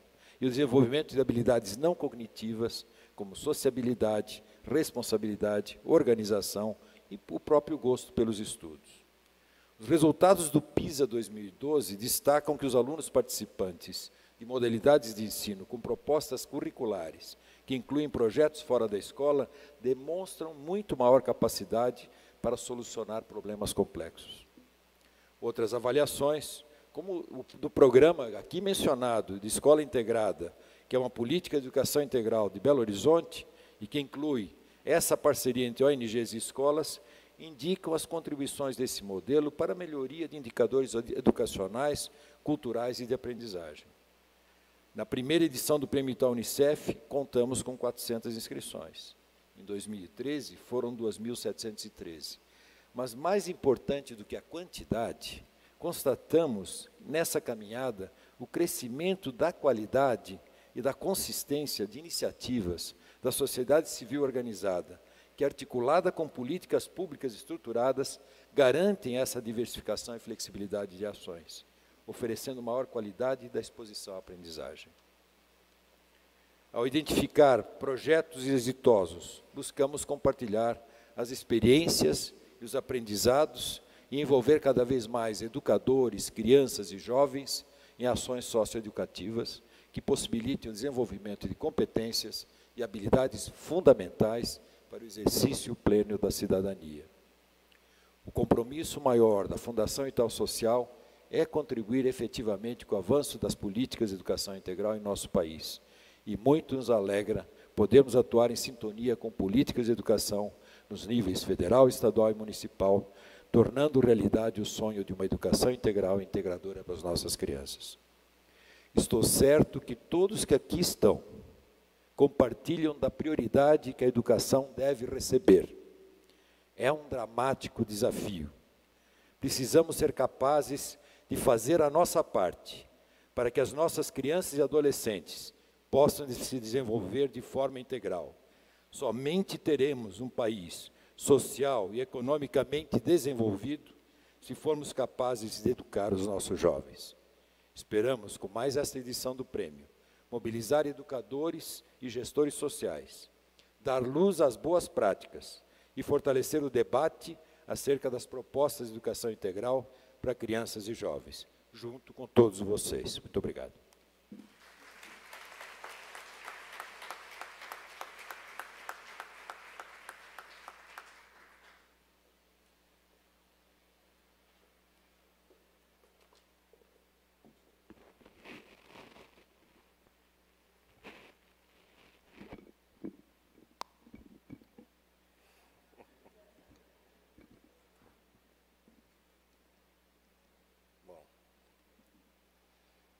Boa noite com todos e todas.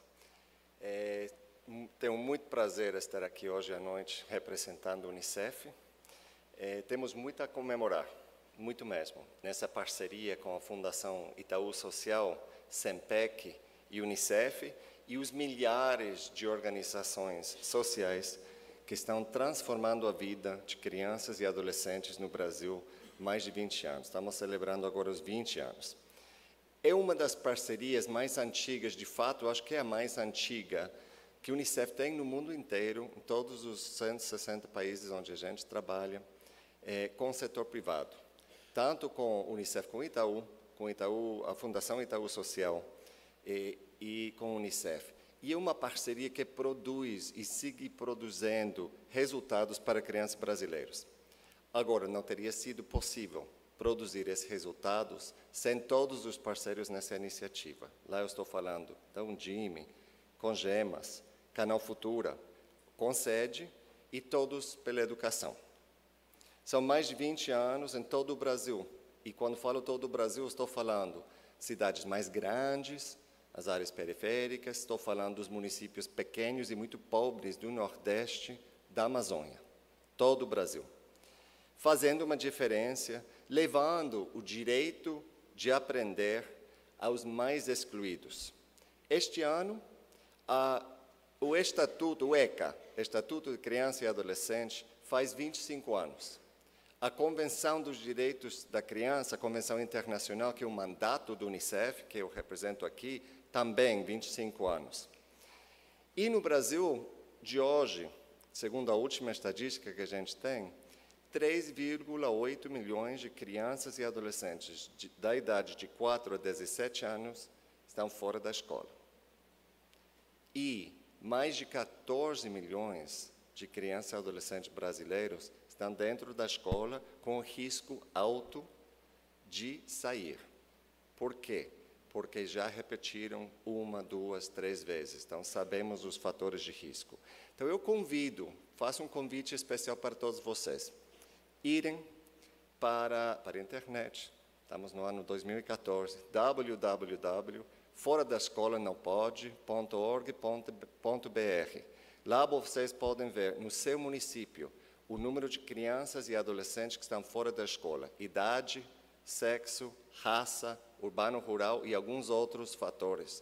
Vocês podem ver em cada município quantos são de cada categoria que não estão dentro da escola. Não tem os nomes, porque se tivéssemos os nomes seria mais fácil, mas eu convido todos vocês a irem lá, porque é importante. Agora, este ano o prêmio está incorporando a escola, como já foi falado aqui. A comunidade escolar está entrando no prêmio Itaú Unicef e a escola assume um papel mais central no prêmio este ano.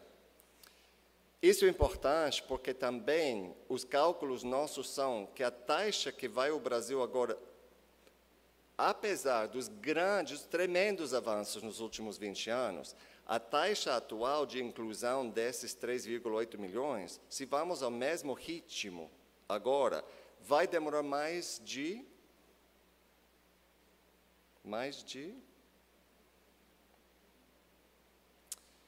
20 anos. 30 anos poderia ser. Uma coisa que não é aceitável. A infância não vai esperar, a adolescência não vai esperar. Inclusão quer dizer o mais claro, o mais óbvio, acesso à escola, sim. Acesso, todos, 3,8 dentro da escola. Para aqueles que estão dentro com risco de sair, a permanência, a aprendizagem e a conclusão da escola, como falou o professor, a conclusão também é muito importante, e tudo isso na idade certa. Não concluir cada etapa na idade que deve concluir. E nós estamos falando, eu não tenho essa visão, no Unicef não temos a visão de 93%, nem de 99%.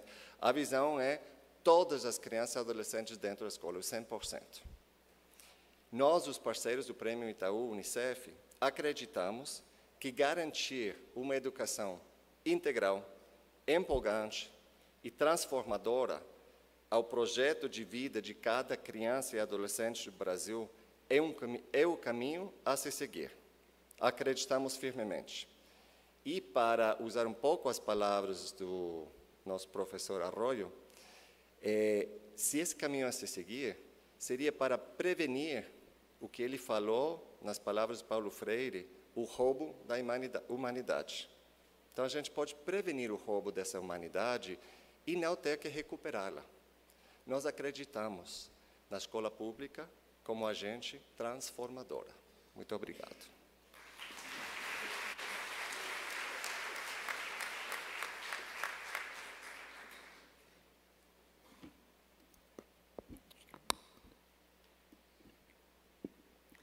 Boa noite a todos e todas. Quero cumprimentar todos os nossos parceiros, os gestores e educadores das organizações que estão aqui presentes, diretores e professores das escolas parceiras. Para nós, do SEMPEC, é uma honra muito grande fazer a coordenação técnica desse prêmio. O Prêmio Itaú Unicef, ele tem uma característica de vanguarda muito grande. Basta pensar que, há 20 anos atrás, juntar uma organização não governamental, uma agência internacional e uma fundação empresarial era algo muito novo e inusitado. E esse espírito de vanguarda, esse espírito de inquietação, ele perdurou nesses 20 anos do prêmio. Entre as várias belas ideias que o professor Arroyo nos trouxe, me mobilizou muito a ideia de que a infância traz interrogações, interroga a pedagogia. E eu fiquei pensando que, nesses 20 anos de Prêmio Itaú Unicef, esse espírito de inquietação e de interrogação nos moveu e esteve presente. Isso fez com que saíssemos da ideia de ações complementares à escola para o conceito de educação integral. Entendendo a educação integral nessa dimensão mais ampla, que o professor tão bem nos trouxe e comentou, e que eu não preciso repetir, até mesmo não saberia repetir da mesma forma como ele. Mas é esse espírito inquietador de interrogação que foi fazendo com que pensássemos em como aperfeiçoar as estratégias do prêmio, de maneira a garantir que, efetivamente, ele contribuísse para as políticas públicas de educação integral, para o conhecimento sobre aprendizagem e desenvolvimento. Então, esse ano, nós temos uma conquista bastante significativa nesse sentido, que é a premiação da escola. A escola é um ator importante no contexto do prêmio já há várias edições. Cada vez mais reconhecemos a importância da articulação entre a organização não governamental e a escola, para que, efetivamente, possamos alcançar o objetivo de ampliar as oportunidades de aprendizado e de desenvolvimento das crianças. Portanto, nada mais justo que, nessa edição, a escola receba também a premiação. Isso é uma conquista para as escolas, mas é também uma conquista para nós, organizadores do prêmio, e estamos muito felizes com isso nessa edição. À medida que o professor Arroyo ia falando, eu penso que essa parceria ela é muito importante e ela traz caminhos para entendermos melhor alguns dos pontos que ele trouxe.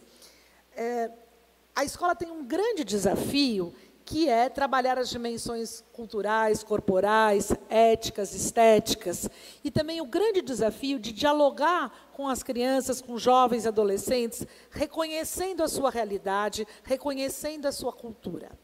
As organizações não governamentais, por estarem muito imbricadas, articuladas com o território, elas têm muito a nos ensinar a esse respeito. Então, essa articulação ONG, escola, ela traz uma possibilidade da escola construir conhecimentos para, efetivamente, criar um maior diálogo, uma maior interação com as escolas, com as famílias, com a cultura das crianças, adolescentes e jovens que chegam à nossa escola, de maneira que a gente possa, então, efetivamente respeitar os seus direitos, compreendê-los melhor e pensar em estratégias para ajudá-los a aprender e a se desenvolver. Então, eu convoco a todos, escolas, que olhem nos seus territórios, olhem para as organizações não governamentais que desenvolvem ações socioeducativas, pensem em possíveis parcerias e inscrevam-se no prêmio. organizações, convoquem as escolas para o trabalho conjunto, animem, entusiasmem as escolas a participar e se inscrevam no prêmio. Muito obrigada.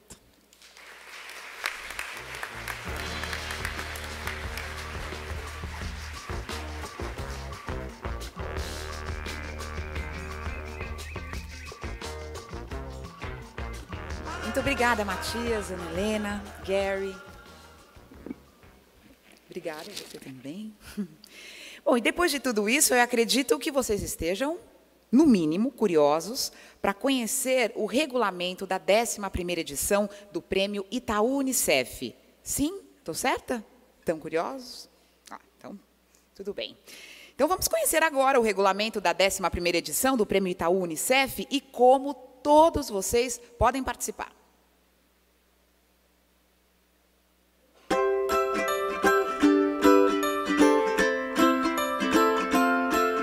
Boas parcerias têm o poder de transformar. A colaboração entre pessoas que têm interesses em comum fortalece a vontade de realizar sonhos, com a força para fazer acontecer, tornando tudo possível. Juntos, transformamos a realidade e construímos uma nova educação. Educação integral, aprendizagem que transforma. Com esse tema, estão convidadas a participar do Prêmio Itaú Unicef as organizações da sociedade civil e escolas públicas parceiras, que desenvolvem projetos socioeducativos articulados com as políticas públicas de educação e de assistência social. Cada organização pode inscrever um ou mais projetos. E para participar do prêmio, basta consultar o regulamento, certificar quem pode se inscrever e conhecer as etapas que precisam ser percorridas até as etapas de premiações. O regulamento e a ficha de inscrição estão disponíveis no site do Prêmio Itaú Unicef. As inscrições começam no dia 12 de março e terminam no dia 4 de maio de 2015. Portanto, não percam tempo e preparem-se logo para participar. Os projetos inscritos serão avaliados considerando a qualidade das ações oferecidas e da parceria entre a organização e a escola pública, as diferentes e inovadoras oportunidades de desenvolvimento oferecidas, a força da parceria para alcançar resultados que mudem a realidade das crianças, adolescentes e jovens participantes. Ideias que podem ser simples, mas que trazem resultados transformadores para a comunidade. Para o processo de seleção da 11ª edição do Prêmio Itaú Unicef, o Brasil será dividido em 8 regionais. Regional Belém, Regional Belo Horizonte, Regional Curitiba, Regional Recife, Regional Goiânia, Regional Ribeirão Preto, Regional Rio de Janeiro e Regional São Paulo. As etapas do processo de seleção serão 6. A primeira etapa é a análise das fichas, que verifica se as inscrições estão de acordo com as regras do regulamento. Por isso, estude o regulamento. Reúna sua equipe e seus parceiros para discutir o projeto e efetue a inscrição com toda a atenção. Para assegurar que as organizações concorram nas fases regionais com outras com perfil orçamentário semelhante, na segunda etapa, as organizações serão agrupadas por regional, de acordo com seu porte orçamentário. Os grupos são de micro porte, de pequeno porte, de médio porte e de grande porte. Na terceira etapa, serão selecionados até 5 projetos de cada porte. Serão 20 semifinalistas de cada uma das 8 regionais, totalizando até 160 projetos semifinalistas em âmbito nacional. Na quarta etapa, serão selecionados até 4 projetos finalistas por regional, um de cada porte, ou seja, teremos até 32 projetos finalistas em todo o Brasil. Cada um desses projetos será visitado por um profissional da Comissão Técnica de Visitas. Os projetos confirmados por essa comissão serão considerados vencedores regionais. Cada organização e cada escola parceira receberão um prêmio de R$25 mil em uma cerimônia de premiação. Chegamos à última etapa, a seleção dos vencedores nacionais. Desses 32 projetos, será escolhido um vencedor nacional de cada porte e um grande vencedor nacional. Cada uma das organizações e escolas públicas parceiras responsáveis pelos 4 projetos vencedores nacionais receberá mais um prêmio no valor de R$100 mil. A organização e a escola pública parceira responsáveis pelo projeto Grande Vencedor Nacional recebem mais um prêmio no valor de R$250 mil. Os projetos vencedores nacionais serão anunciados pela Fundação Itaú Social e pelo Unicef, no evento de premiação que ocorrerá em novembro de 2015 em São Paulo. Estão abertas as inscrições para a 11ª edição do Prêmio Itaú Unicef. Vamos juntos valorizar projetos de organizações que fazem a mudança acontecer e inspirar mais gente a fazer.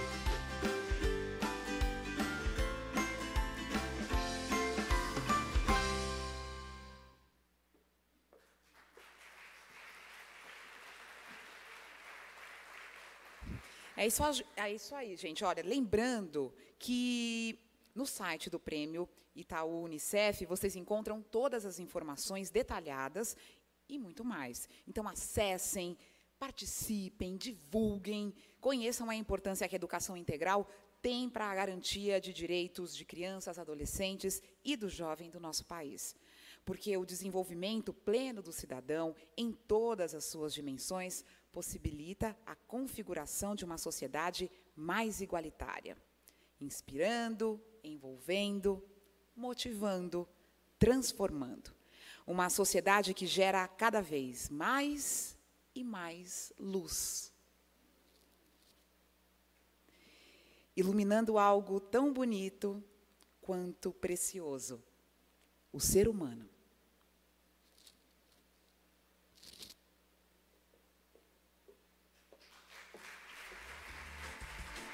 O Prêmio Itaú Unicef reconhece o trabalho das mais diferentes parcerias entre ONGs e escolas públicas.